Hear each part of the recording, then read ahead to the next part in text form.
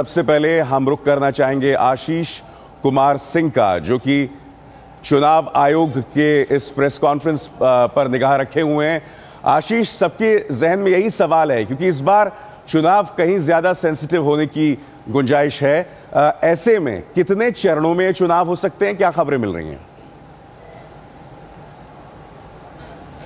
देखिए, कुछ दिनों पहले तक तो हमें इस तरह के इलेक्शन कमीशन के टॉप सोर्सेज से जानकारी दी जा रही थी कि 7 फेजेज में 7 चरणों में लोकसभा के चुनाव कराए जा सकते हैं। हालांकि ये ध्यान रखना पड़ेगा, 3 राज्यों के भी विधानसभा चुनाव साथ में ऐलान किए जाने हैं, जिसमें आंध्र प्रदेश एक बहुत क्रूशियल स्टेट रहने वाला है। हो सकता है लिटिगेशंस हो, उसमें मामला फंसे। उसके अलावा उड़ीसा है और सिक्किम, इन 3 विधानसभा के चुनाव भी साथ में घोषित किए जाने हैं। लिहाजा संभव है कि 7 चरणों से भी ज्यादा बढ़ाने पर चुनाव आयोग विचार करे।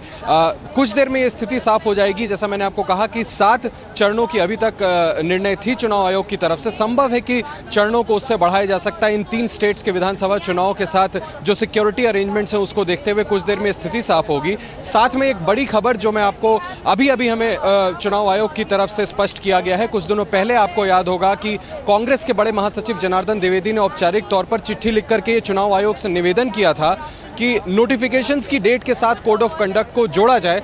उसको विचार करने के लिए फिलहाल चुनाव आयोग ने इनकार कर दिया है और मॉडल कोड ऑफ कंडक्ट आज से ही लागू कर दिया जाएगा। शुक्रिया। मॉडल कोड ऑफ कंडक्ट आज से ही लागू कर दिया जाएगा और यही वजह है कि कांग्रेस में एक जल्दबाजी है तमाम बड़े फैसलों को लागू करने के लिए।